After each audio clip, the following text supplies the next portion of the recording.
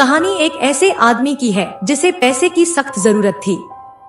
उसकी अपनी कोई कमाई नहीं थी, तो उसके एक दोस्त ने उसे एक अस्पताल में भेज दिया जहां एक दवाई का एक्सपेरिमेंट चल रहा था।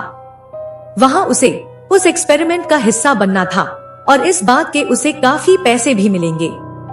तो वो आदमी इस एक्सपेरिमेंट का हिस्सा बन जाता है जहां उसे एक दवाई खाने को दी जाती है। वो आदमी कैप्सूल खाने के बाद बाकी लोगों की तरह ही सो जाता है।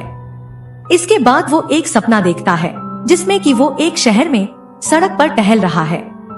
उसके आसपास लोग हैं जो अपनी डेली लाइफ में बिजी हैं। वो आगे चलते हुए एक कैफे में जा बैठता है जहां लोग बैठकर सुस्ताते हुए आपस में बात कर रहे होते हैं। कोई उसकी तरफ कोई ध्यान नहीं देता।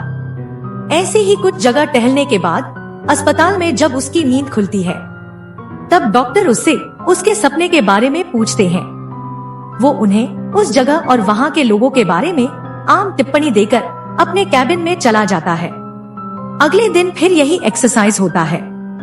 वो कैप्सूल खाता है, सपना देखता है, सपने के बारे में उन डॉक्टरों को बताता है और फिर वो अपने कैबिन में वापस भेज दिया जाता है। इस तरह से कुछ दिन बीतने के बाद वो आदमी देखता है कि उसके सपने में लोग अब थोड़े कम दिखने लगे थे।